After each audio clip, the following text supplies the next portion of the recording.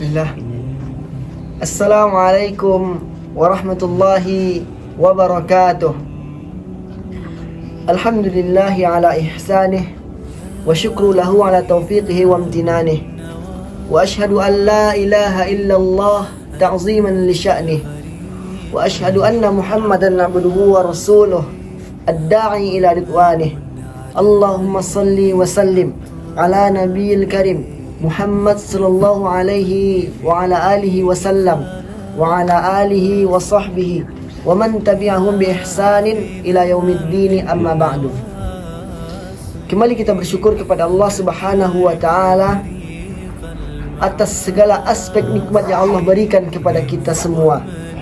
Dan kita tidak bisa mengungkiri nikmat-nikmat tersebut yang Allah berikan kepada kita, saking banyaknya nikmat tersebut.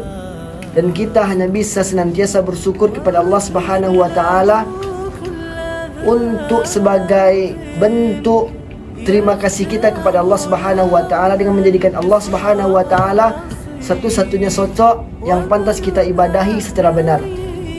Wa ma khalaqatul jinna wal insa illa liya'budun. Allah katakan, tidaklah aku menciptakan jin dan manusia melainkan hanya untuk menyembahku.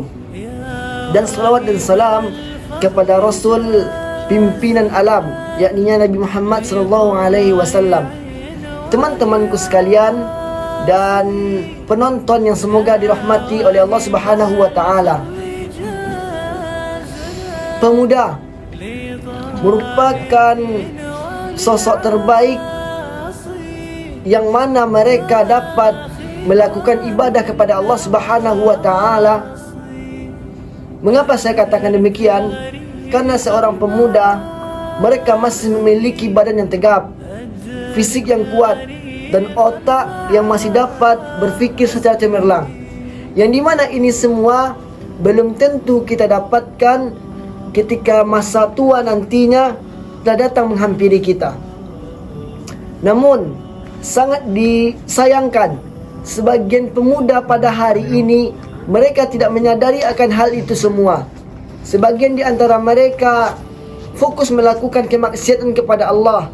Sebagian lagi jauh dari agama Allah Subhanahu wa taala. Kombur tak jelas, melakukan kemaksiatan dari pagi hingga malam.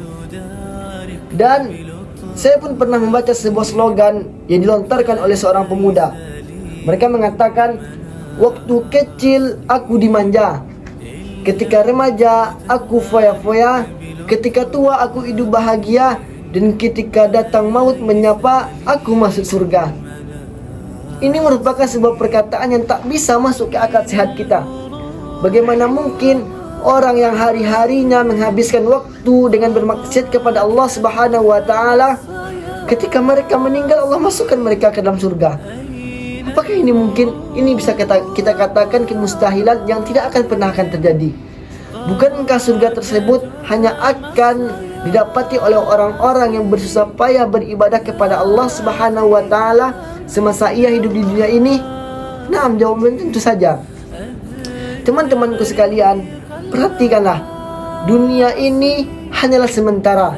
Tak kala Nabi SAW mengingatkan seorang pemuda di zaman beliau. Dalam riwayat dikatakan beliau adalah Ibnu Umar. Dikatakan oleh Nabi SAW, kun fid dunya ka'annaka gharibun aw 'abiru sabilin. Hiduplah kamu di dunia seakan-akan kamu seperti orang asing atau kamu seperti seorang pengembara. Nah, makna simpelnya adalah dunia ini hanyalah sementara, sebagai tempat kita untuk berpindah ke tempat yang lainnya. Kita bayangkan seorang pengembara, apakah dia akan menetap pada satu tempat? Maka kita katakan tidak. Dia akan berpindah dari satu tempat ke tempat yang lainnya. Begitu juga dengan orang yang asing. Mereka akan pergi dari satu tempat ke tempat yang lainnya. Nah, inilah bentuk dari gambaran dunia ini. Kita hidup sementara di dunia ini, kemudian nantinya kita akan hidup kekal abadi di akhirat Allah Subhanahu wa taala, dan kita harapkan tempat tersebut adalah surga Allah Subhanahu wa taala. Teman-temanku sekalian yang semoga dirahmati oleh Allah Subhanahu wa taala, untuk itu saya sebagai seorang pemuda mengajak diri saya pribadi dan teman-teman sekalian, ayo kita maksimalkan waktu muda kita ini dengan memperbanyak amal soleh yang Allah perintahkan. Sebagaimana sabda Nabi SAW dalam hadisnya, "Ightanim khamsan qabla khamsin." Manfaatkan 5 perkara sebelum datang 5 perkara. Syababaka qabla haramika. Waktu mudamu sebelum datang waktu tuamu. Nah, di sini Nabi SAW mengatakan waktu mudamu manfaatkan untuk beribadah sebelum datang waktu tuamu yang nantinya bisa jadi engkau tidak sekuat lagi, atau bisa jadi engkau tidak seperti di waktu muda ini lagi. Maka manfaatkan waktu muda ini dengan beribadah kepada Allah Subhanahu wa taala. Dengan penutup, saya sampaikan dalam hadis Nabi SAW untuk kita lebih semangat lagi beribadah kepada Allah Subhanahu wa taala. Dan hadis ini adalah hadis yang masyhur. Dikatakan, "Sab'atun yuzilluhumullahu fi dhillihi yawma la dhilla illa dhilluh." 7 orang yang nantinya akan mendapatkan pertolongan dari Allah Subhanahu wa taala di saat tidak ada lagi pertolongan selain hanya pertolongan Allah Subhanahu wa taala. Minha, di antaranya adalah rajulun qalbuhu mu'allaqun fil masajid. Seorang pemuda yang hatinya terpaut kepada masjid Allah Subhanahu wa taala. Artinya dia yang begitu bersemangat untuk datang ke masjid Allah Subhanahu wa taala. Untuk apa? Untuk beribadah kepada Allah Subhanahu wa taala. Maka inilah mereka atau orang yang nantinya akan diberikan naungan oleh Allah Subhanahu wa taala di padang mahsyar atau di akhirat kelak, ketika tidak ada lagi naungan selain naungan Allah Subhanahu wa taala. Dalam perkataannya, Bung Karno pernah mengatakan, "Berikan aku 10 orang pemuda, maka aku gentarkan dunia ini." Mengapa Soekarno mengatakan 10 orang pemuda saja cukup? Karena dampak atau efek atau pengaruh dari seorang pemuda itu sangat besar bagi negara dan bagi agama kita.